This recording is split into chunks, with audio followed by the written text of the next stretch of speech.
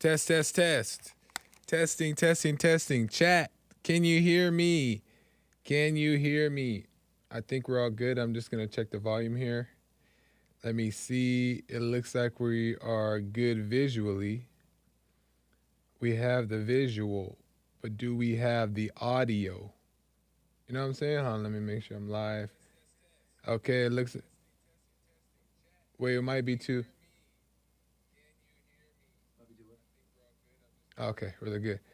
We're good, amazing. So I'm just checking the audio and make sure that we're all good to go. What's going on, chat? We are here. It's another Tuesday. Tell your peoples. I'm about to start the intro. We got some interesting stuff we're going to get into today. You don't want to miss it, and you don't want your peoples to miss it. So make sure that you tell your people right now to tune in. I'm about to start the intro. Here we go.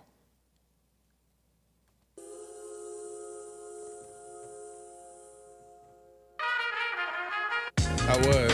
Hold on. We're all good. We're good.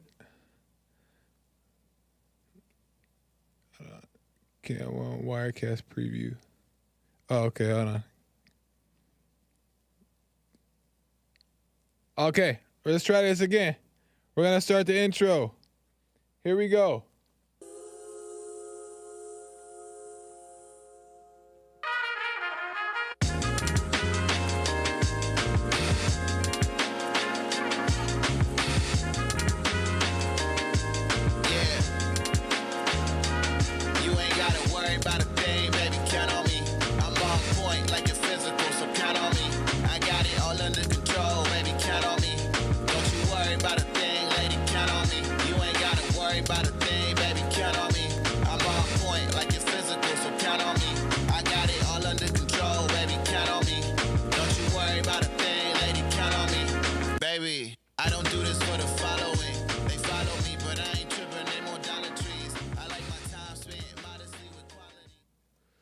What is going on, y'all? Welcome to the Joel Friday TV podcast. I am Joel Friday TV. Bienvenido. Welcome to the show. Amazing. Another Tuesday. Happy to be here. It's amazing. The week has been amazing. I can't complain. Amazing stuff. Let's get right into it. Topics to be covered. Last week, what did we talk about last week? We talk about the key factor to great relationships, if you guys remember. That was episode 35. We talked about the key factor of great relationships is what? What did we talk about? Chat, what did we talk about? The key factor. You guys got on me for saying the word too many times, so I know you didn't forget. But the key factor is relationship. What the? Communication. Communication. We got into that and the importance of communication and how a lot of relationships, or it doesn't matter what type of relationship it is, all relationships, family, girlfriend, whatever, right? All relationships, oftentimes, the reason there's a falling out is just due to a miscommunication. The reason there's an argument is due to a miscommunication. The reason there's a war is due to a miscommunication. Right? Oftentimes, right? Oftentimes. There's exceptions to the rule. Right? So communication is a key. And it's not talked about very often. A lot of people don't like to communicate. So what do they do instead? They find other ways to make themselves feel better, but the problem never gets solved. So we really got into some details and examples about the importance of communication and how to better relationships from my point of view. So check that out, episode 35 of last week when you get a chance. And send it to your people as well. Today's topic, as you guys can see by the title there, how do you know that God can trust you? Right? How do you know that God can trust you? Because we're always thinking about, how can I trust God? Or I trust God, or I put my trust in God. But can God trust you? Right? And what does that even mean? What does that look like? We're going to get into it today. But first, before we get into it, you know what you got to do. You know what you got to do. hit that like button, smack it, lay the smack down on the like, subscribe, and share button. Tell your peoples about the show so we can get the subscribers up and the message out. We got to do it. We're on a mission, so help me to do it. Amazing. You also can call in. It is a talk show, so you can call in at 888-775-3773, and we can get into some stuff. I love the calls. The calls are always nice and a nice change of pace of the show.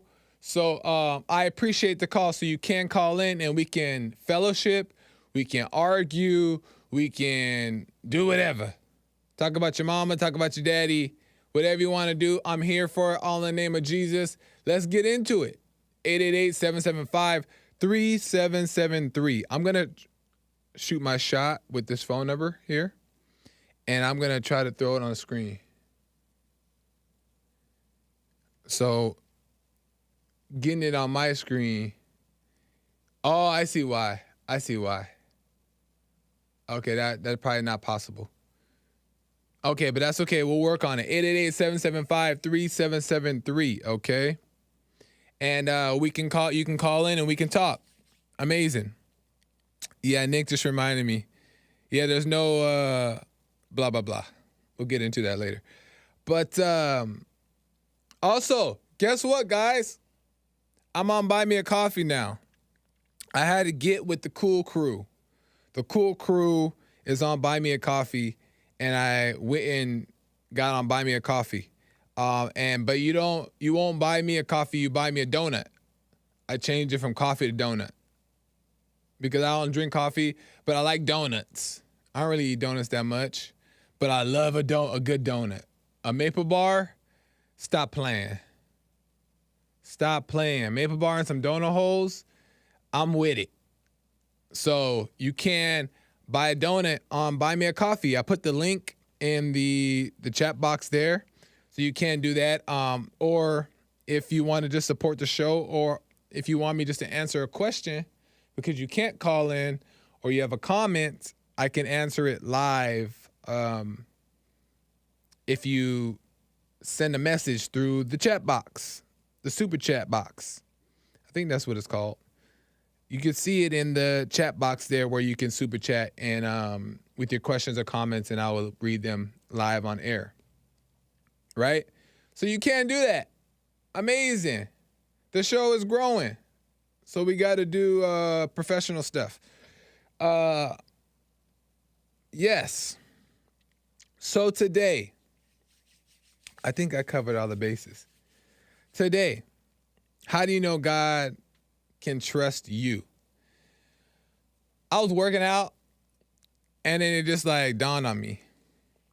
And I was thinking about how I don't even know really how it came together.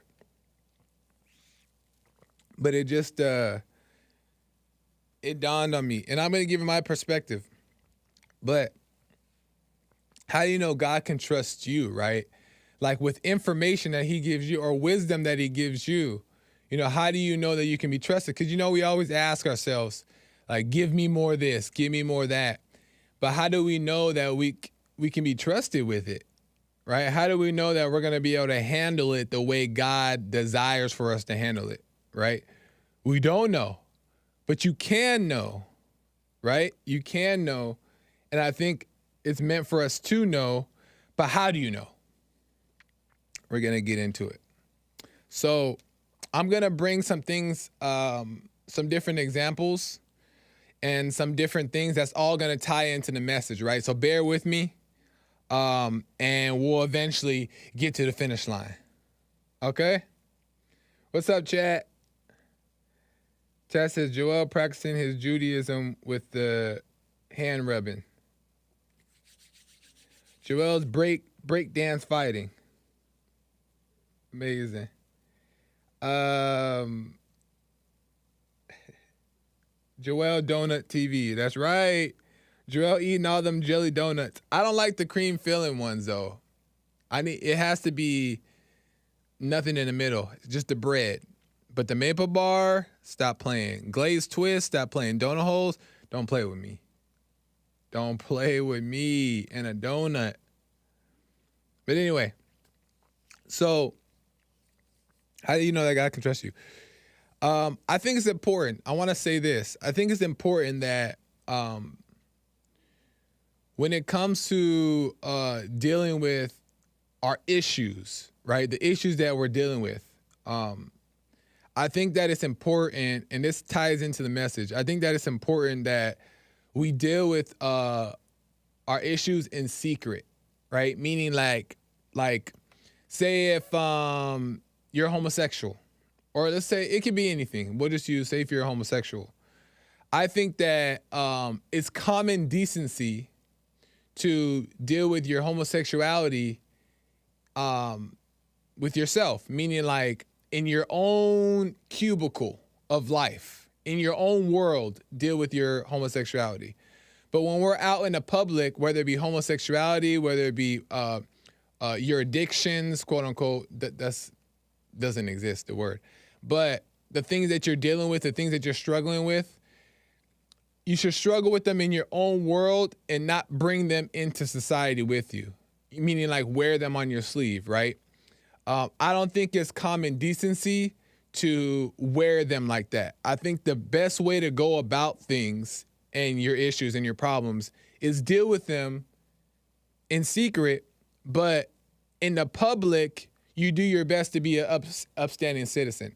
Meaning like, not that you can't make mistakes, not that you have to pretend like you're perfect, right? But you know how to conduct yourselves in the public enough to where you're still true to yourself, but you're also not being like what would you call it? Inconvenience to society, right? You're not like imposing your problems on other people. And we're seeing like the result of your issues coming out of you, and it makes people uncomfortable. You know what I mean? Like, keep it to yourself. Even if you're not homosexual, even if you're straight, nobody wants to see you and your significant other kissing in public, stuff like that, right? Let alone do we want to see two homosexual people kissing. We don't want to see that, right? So you keep that at home. It doesn't mean you can't be that. Live your life the way you want to live it, right? That ain't on nobody else, nobody else's business. But in the public eye, we should be able to have common decency, right? So I want to say that. And the reason why I think that is necessary is because when we don't and we impose our stuff on the world, we tend to influence, we play a game of influence on those who are not able to think for themselves and not able to lead their own lives, right? So it's not the person's fault who's doing the influence, who's doing the imposing. It's ultimately the individual who allows it to happen, right? But it still would be helpful if you didn't impose. So I think the ultimate goal is that we have common decency. You know what I mean? And be a normal human being in society. And all the crazy theatrics, save for your personal stuff. Do that with your friends and your certain people who agree with it. You guys do that in a separate space. But don't carry it around everywhere with you, if that makes sense. And bear with me, it's all going to come together. But as how I was raised was when we had family gatherings, even like my whole life, even from being little to high school to an adult, right? When we had family gatherings, the whole family would get together and we would all conduct ourselves in such a way, right? We would get along, we would smile, we would have fun, enjoy ourselves, right? And we wouldn't, like, even at our parties, there was a certain limit to our parties. This was just my family. We like kept it decent at all times, right? It was always stayed like in this bubble of decency. But yeah, we still have fun. But obviously being in high school and being a young adult, when I would go out with my friends, it's a different type of party. It was a different type of party. go to the club, go to the parties, whatever it was at the time, drink, all those things. It was a different type of energy we had, right? And that's the example that I'm trying to give, is that when you separate the two, it's necessary, right? Have your time, you go out with your friends and do your thing, but don't bring that to every situation. And I was talking to a friend, and the friend is a lady, and she said something that was so deep. And she was like, what did she say? Because I don't want to misinterpret it. She goes, your character should stay the same, but your personality changes in different circumstances. And that was so deep to me, because I feel like that's necessary. Like, there's different sides of you that should be exercised and that come out, but your character stays the same. So I'll give you an example. So say if I hang around, I teach young kids. Say if I hang around my students, right? And then I go to hang around my friends that are around my age. When I hang around my students, I don't have the same personality that I have when I hang around with my friends, right? I don't use the same language. I don't act the same way. I don't behave the same way, make the same jokes. It's two different personalities, but my character is still what it is, meaning that I'm still true to myself when I'm with my students, and I'm true to myself when I'm with my friends. So my character never changes, but there's different sides of me that make it appropriate for different groups, right? And I think that's a valuable thing to have. I think that prominent people in entertainment or in the world or in business, they have those different personalities, because if you appeal to multiple people, then you make multiple connections and it benefits you, right? But I think also there's a mindset that people believe that you should always just be one thing. And that one thing it may not fit in to every place, right? And I just think it's beneficial to not go out your way to try to fit in. Don't do that, right? Don't try to make yourself fit in, but learning how to be of service in each situation, if that makes sense. So growing up, naturally that was happening for me in my life, and I didn't even realize it till as I gotten older that, yeah, when my family got together, they saw a different me, but it was still me, right? But when I'm with my friends, it's another Joel Friday. So I say that also to say, again, you can call in 888-775-3773.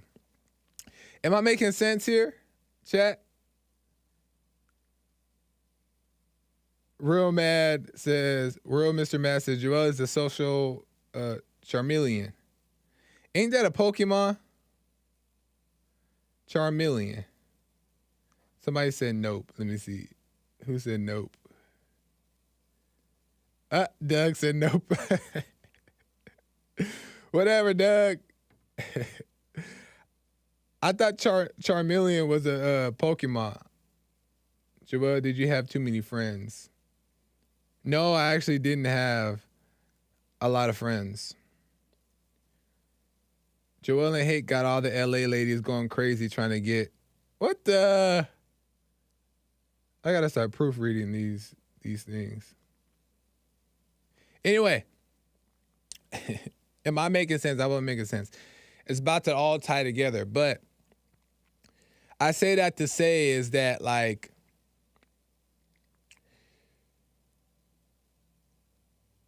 when we are in public and we're dealing with people, we should know how to deal with them in such a way that it's decent, regular, normal, right?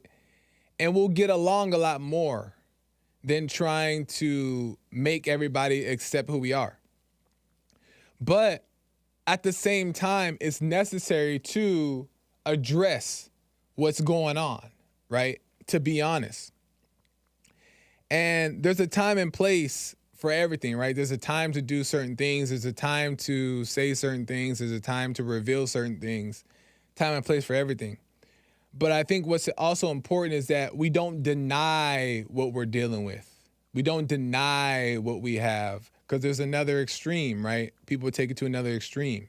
One side wants to impose who they are on other people in the world, but there's the other side that wants to do it in secret, but then they deny it because they're ashamed of it and they judge themselves for the things that they're struggling with, right?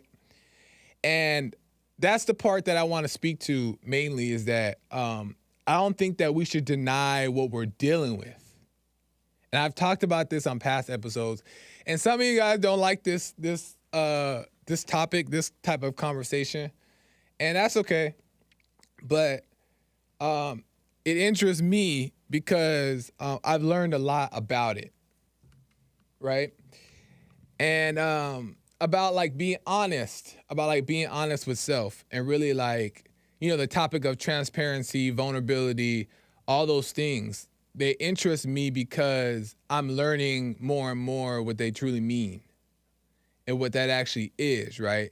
Because there's this taboo. That I want to shake, right? But we shouldn't deny what we're dealing with. In the right situation, we should be honest and we should be real. There's value in being real, right? Now, I'm not saying at every moment, stand up on the podium, confess your sins. I'm not saying that. But I am saying that in the right situation, it's good to be real, right? And I'm going to tell you why. Bear with me. Stick with me here. Is that, in my opinion, this is what I believe. It is equally as valuable to be weak as it is to be strong, right? Both words, strong and weak, don't really exist, right? They're two expectations, right? They don't really exist, but for the sake of the story, let's use them. It is equally as valuable and important to be weak as it is to be strong, right? And what's crazy is the only reason why we don't want to reveal weakness or be weak is not the weakness. It's not weakness. It's the insecurity about weakness. That's why we don't want to reveal it. It's not the thing, the struggle, the issue. It's the judgment that creates the insecurity of the issue, of why we will not, like, we hold on so tight. And I'm talking about me, right? The shoe fits for you, amen. But I'm talking about me.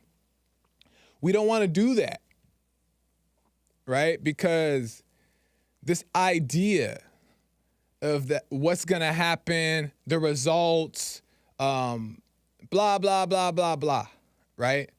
It's the insecurity. It's the insecurity about it. Now, does that mean that, oh, let me prove my security and go confess? No, I'm not saying that either. I don't want that to get twisted, right? I'm not saying that you just go run off your mouth, because now you're imposing, right? The right situations and the right moments, there should be no shame, no fear, right? And hold on, the ad is playing during the show. I hope you guys caught everything. But I say that also to say this too. It's like, it's interesting. And again, you can call in 888-775-3773. There are some lines open. So you can call in if you want to talk about the topic or whatever. Right? But this is where it ties into, how do you know God can trust you? Right? This is where it's about to make sense. Is if I have perfect peace, right? If I have perfect peace, let's say Joel has perfect peace. Let's just entertain it. If Joel has perfect peace, am I going to pretend that I don't have it? Right? If I have it, am I going to pretend that I don't have it? Or am I going to live in it? right? I'm not going to pretend that I don't have it because I'm living it. I'm enjoying the fruits of perfect peace. And I'm not hiding. I'm out in the world living with it, right? You wouldn't hide perfect peace. Why would you? Right? You would have no desire to hide it. Right? Because that's what's real for you in the moment. Perfect peace. And you're not thinking about other stuff, right? So if that's the case, then how can God trust me with perfect peace if I don't have, and here's the thing. How can God trust me with perfect peace if I don't have the courage to be honest, to live in my weakness, right? And I'm speaking about me. How can I, because there's times where I still hold on, I still grip on to the idea of what is weak and all these things, right? But how could I expect perfect peace from God if I don't have the courage to accept my weakness, right? And be able to speak on it when the time comes? Because the courage comes from speaking on it, even though you're gonna get backlash, even though you're gonna get judgment, even though people are gonna look down upon you, they're gonna hate you, they're gonna ridicule you, they're gonna, right? That's where the courage comes in, because you can't control that, for one. And for two, it's gonna happen regardless, perfect peace or whatever, right? No matter what, that's gonna happen anyway. But it's facing the funk. It's the reality, right? And the reason why I put so much emphasis on it is because I've realized how relationships with people, getting people to understand my point of view, has worked better when they were able to relate, right? They were able to see that that I'm no different than they are. I have struggles too, right? Because when you get, like, when I've gotten caught up into like the holy talk, or not even just the holy talk, or just like saying certain things, or people see that I have a podcast, they have this perception, and that's not my control. I can't change what they're gonna have. They're gonna have it, they're not gonna have it. But when conversations are had in general, and people see, you know, a real person, they tend to relate to it more. They tend to respect it more. They tend to gravitate to you more, right? Because they see that you understand it. Not only do you have this understanding, this wisdom of like things that you're learning, but that you've also been where they are, or you are where they are. And that's just as important as walking around strong and tough and manly. And I'm starting to believe it's all the same pot. Weakness and strength is all in the same pot of manly. Because manly to me is honesty. Manly to me is accountability. Manly to me is doing the best you can to do what's right. You know what I mean? Like, manly doesn't have to be perfect peace. Manly doesn't have to be perfection. You know what I mean? So I say this, and then I'm going to get to some calls. I say this, and I actually have a clip to play for you. I'm going to get to it if the Lord is willing. But it takes courage. It takes courage to let people in, even if they judge you. Because guess what? You let people in, and then they judge you, then guess what? You realize that you need to kick them out. They don't need to be around you. Bye. Right? Because you revealed yourself, and then they couldn't respect it, kick rocks. Thank you for revealing yourself to me. Right? Because you'll know who's really has your best interest in mind. You know who's really like for you when they find out about you. That's when their character shows. Right? If they run for the hills, or they judge you, or they talk about you, or gossip about you, that just shows their character. Right? And you don't want those people around you anyway. So I think we just got to learn to not look at it as such a bad thing, weakness. Because it says in the Bible, don't it say in the Bible that God is strong in our weakness? That's where God is present in our weakness. Because that's the only time where we could truly rely on God. Because we know of our own strength, we don't have it. We don't have it. So we need to rely on God for it. So, I think we just need to learn to accept all that comes with this human body and the spirit. Accept it. We don't gotta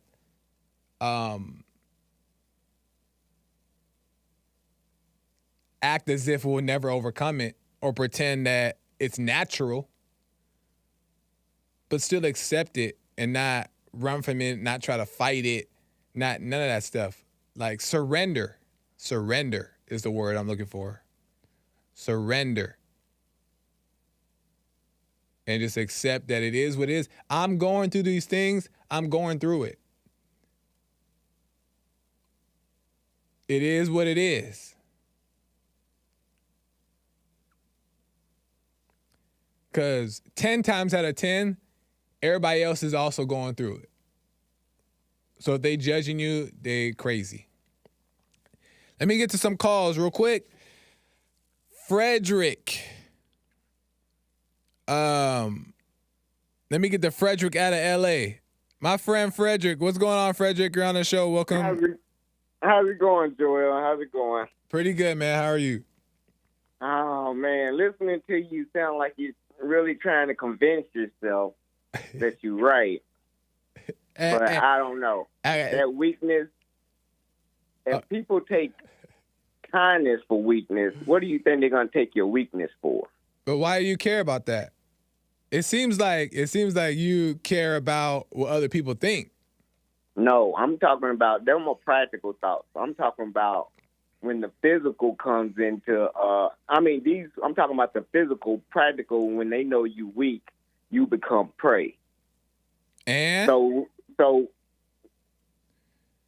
women need to be protected, and if you're telling a woman you can't protect them and you're weak, and you communicate them that I'm scared and they don't feel secure when they're with you, like I'm gonna run if a fight breaks out. I really don't know what I'm gonna do. And you just communicate and being honest with this woman. You really think she's gonna be with you, or let any of her friends be with you? They're gonna tell the city, and you're gonna have to move because you're so open and can't. Okay, well that's fair. Anybody. That's fair. That's a fair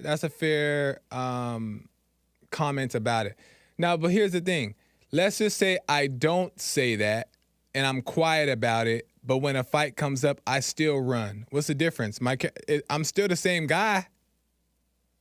Whether I told her or not. You're not even gonna be with the woman when the fight breaks out if you tell her that up front. Right, but then why is she good? So then she's gonna wait until it happened and then she's gonna see it anyway? I mean, how are you ever going to get a girlfriend if you telling them up front that I'm scared everywhere I go? I live in fear, and you want them to see your weakness as a strength. Because I think that I would like to believe that if there's a woman out there for me, she's not thinking about those things that can be overcome in time. She's thinking about, is this guy a decent guy? Does he want what's right? Does he want to overcome? she should be looking at that and not worried about what each situation comes from the next, because there's plenty of situations she's gonna be in where she probably acts crazy too. So then what? We just never. What are we gonna do? Boys and girls run away from each other? You don't put anxiety on yourself before it happens by telling them that you're scared of everything. I don't think that's healthy for the relationship. Well, I agree. You don't know how you're gonna act. Don't be like, well, I'm in fear or I'm weak, and this is how it's gonna be. And I don't agree. Well, I agree with that in the sense that, like, you don't just walk up to her and be like, hey, I just want to let you know I'm scared. And Give me an example of a man being weak and it's been a strength. Give me an example of what? What do you mean? You said a man being weak and it's being seen as a strength. Give you an example of a man being weak and it's seen as a strength. I mean, we'll just use your example. Like, if you about to fight somebody and you have fear about it, and you say for whatever reason, and I'm not saying that you got to express it like, oh, okay, I just want to let you know, babe, I'm scared. Like, I don't think you should do that.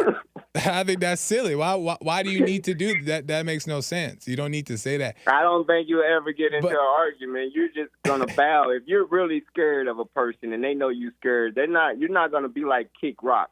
They're going to know you're scared, and they're going to exploit you. They're going to become your friend, like JLP said. Even family, close families just want something from you. Everybody, there's no love in you, so you being open and letting these people know what you're scared of, and they're using it as evil. They're not returned to their father majority of the world. You're talking to these people like they're living on the right side. They're living in their unconsciousness. But why am I around? To exploit you. Right, but that's okay. Let them think that. And you're right about that, though. You're right about that. And I'm not disagreeing with that. You're right about everything you're saying. But, like, that's still, then why do I need to hide so I can conduct myself around them? You don't need to hide. Nobody needs to know. You and your relationship with God, he's the only one that needs to know. Let everybody else guesstimate. And if they try to bring up your past, look at them when they trying to, like Jesse said, they trying to get a murk out of you. If they went to dig up something of your past because you didn't tell them, just look at them when they trying to destroy you. Yeah, okay, you doing your homework on me means you really don't like me. That's when you really godly and you connected and you ain't bragging about yourself and trying to get the confessions off you so you'll feel better and less fearful because you was up front and told everybody I'm a coward, so don't beat me up or you're really wrong because you know up front. I told you I was a coward and you still beat me up. No, that ain't the way to go.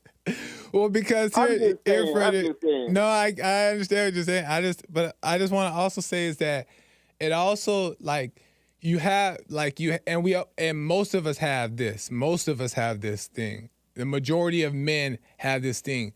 There's a big judgment upon weakness. So it's like you're ashamed of it. There's like a disdain for the weakness because it makes you less of a man, which weakness is not fun. And this is not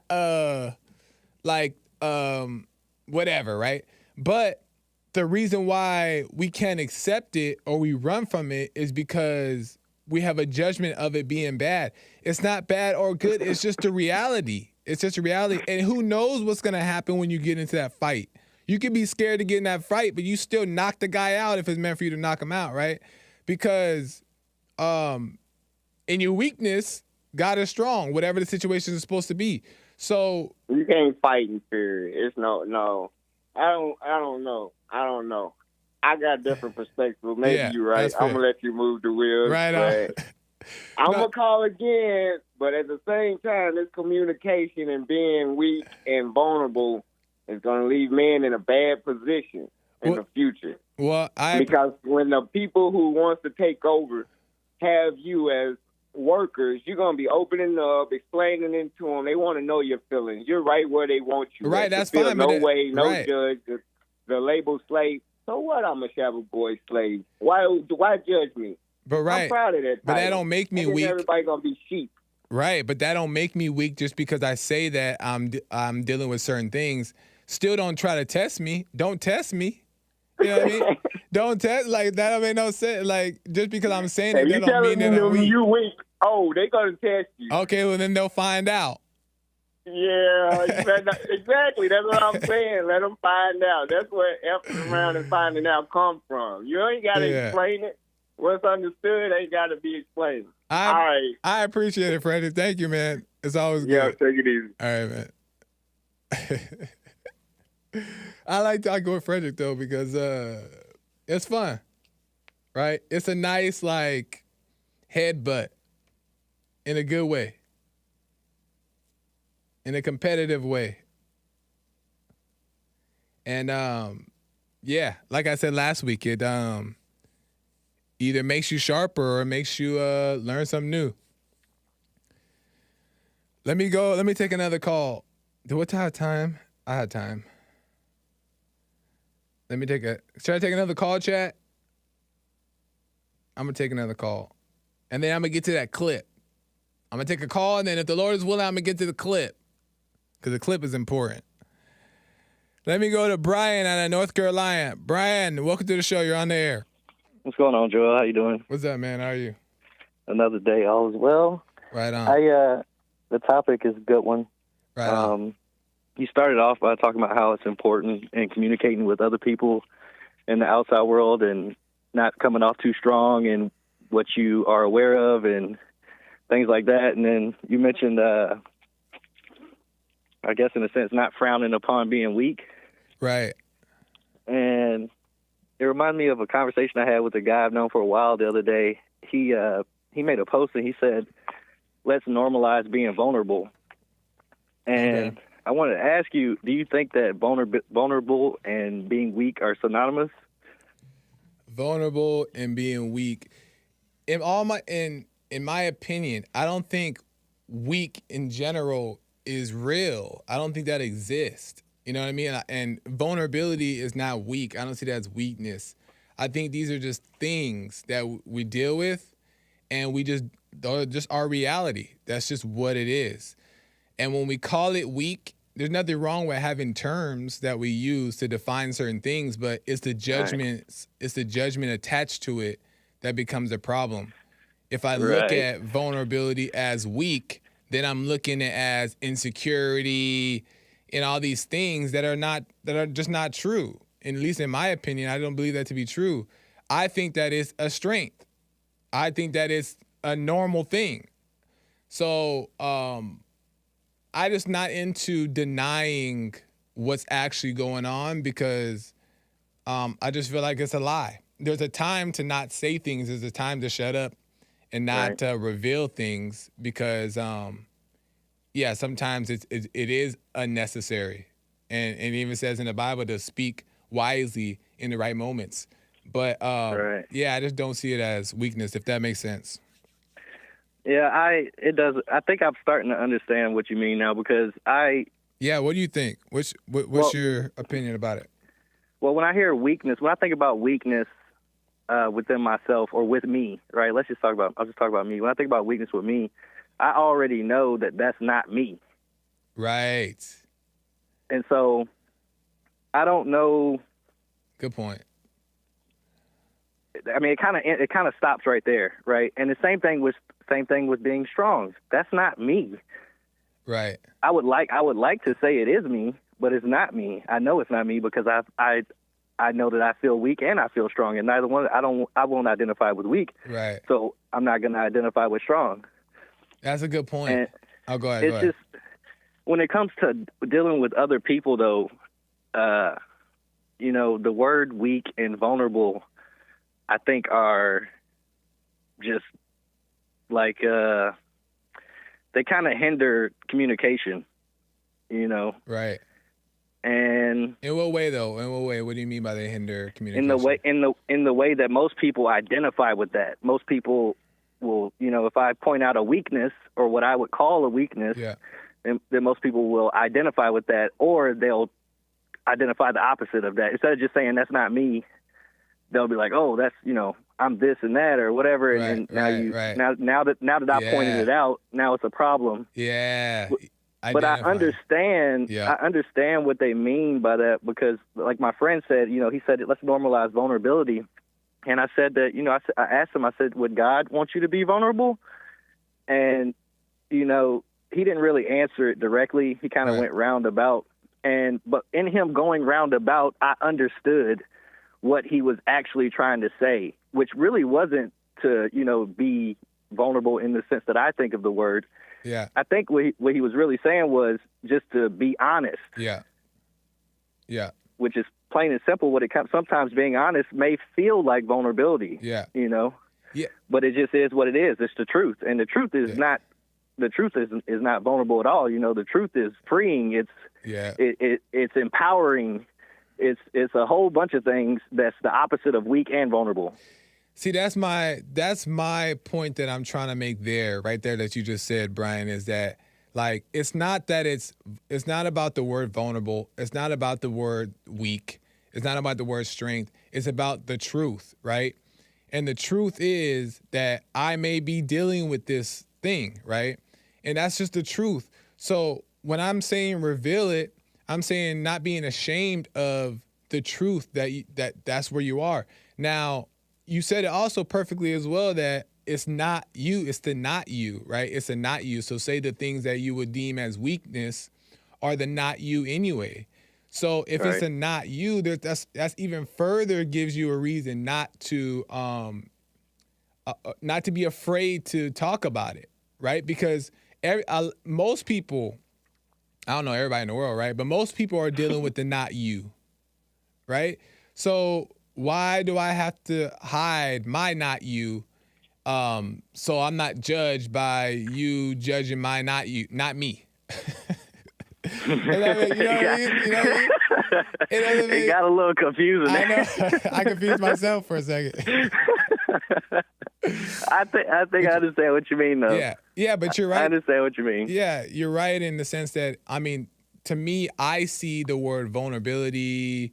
At least I'm meaning it this way: vulnerability and weakness as honesty and truth.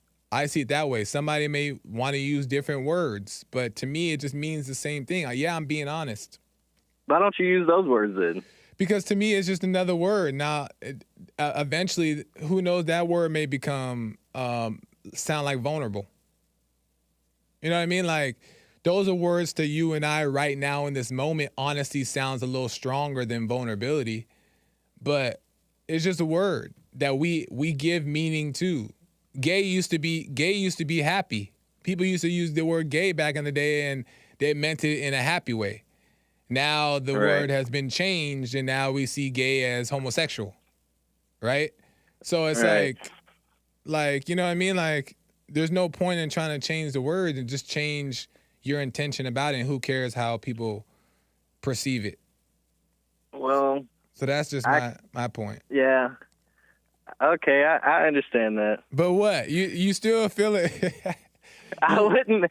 I'm just thinking about, being clear in communication. Right. Yeah, that's, you know, I see that. That's all I'm thinking about, and I don't, and. But what's the difference, would you say the difference between vulnerability and honesty is? The judgment. Right, the judgment of it. So why? Right. But why do you not like the word vulnerability?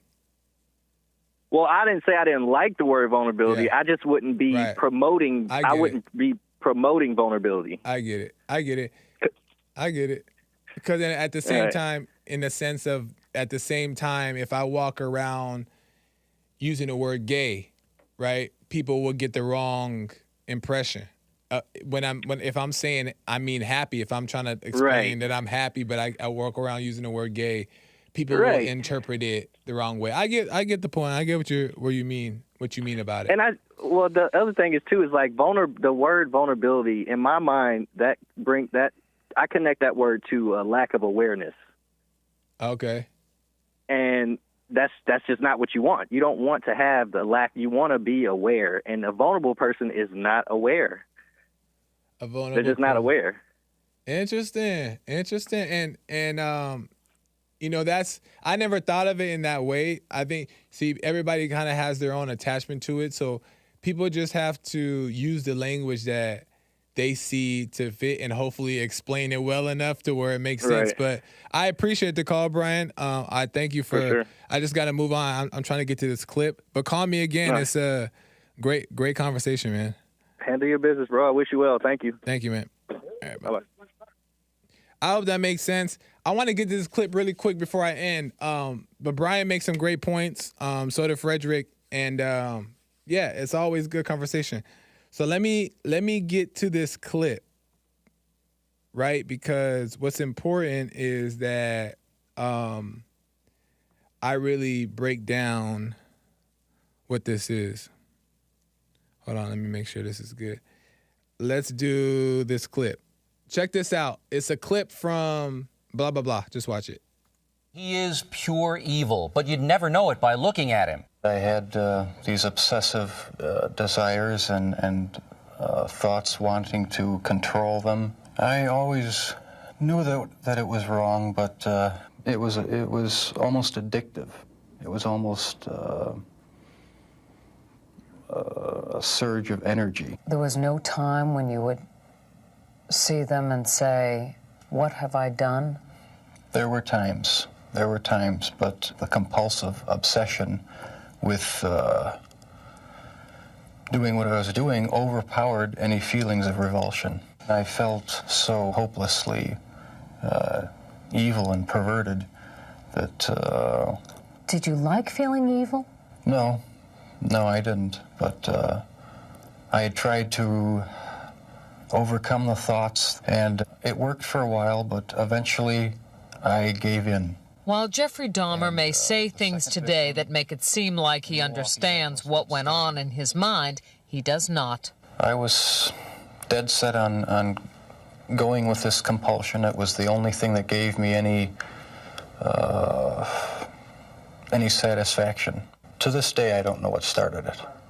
And the person to blame is sitting right across from you. That's the only person. If you were out on the street now... Okay, that's enough. Would you still be committing the crimes? Okay. Yeah, I didn't know it was going to be that long. But the point is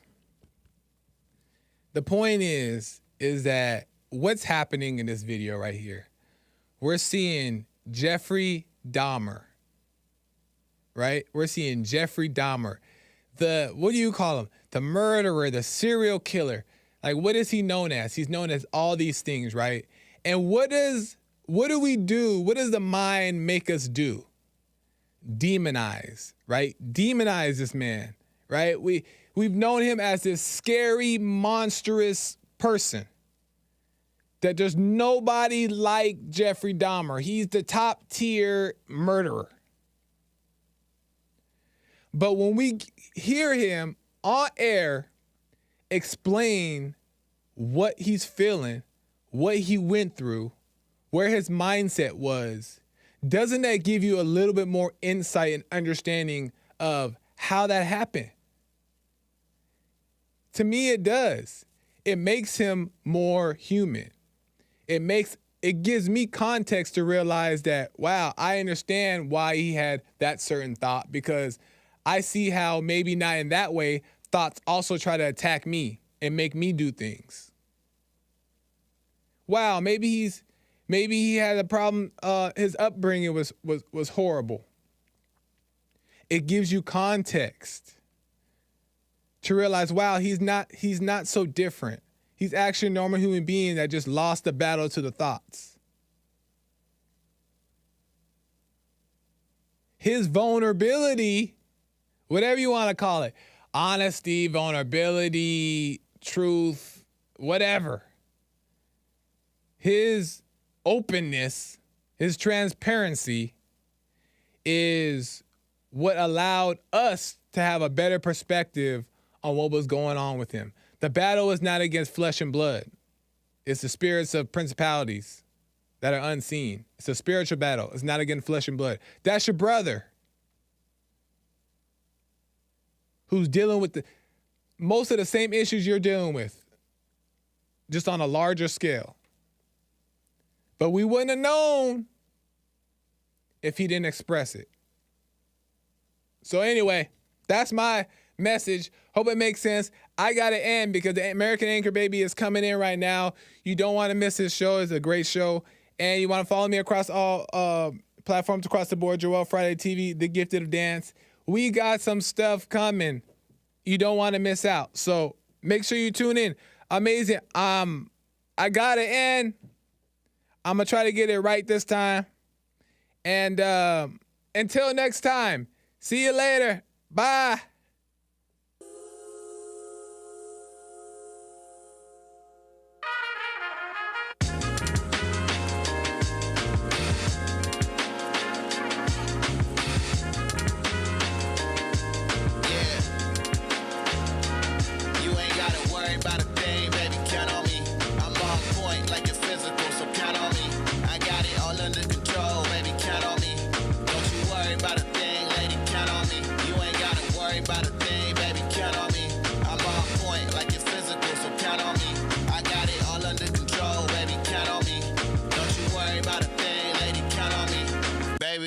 I don't do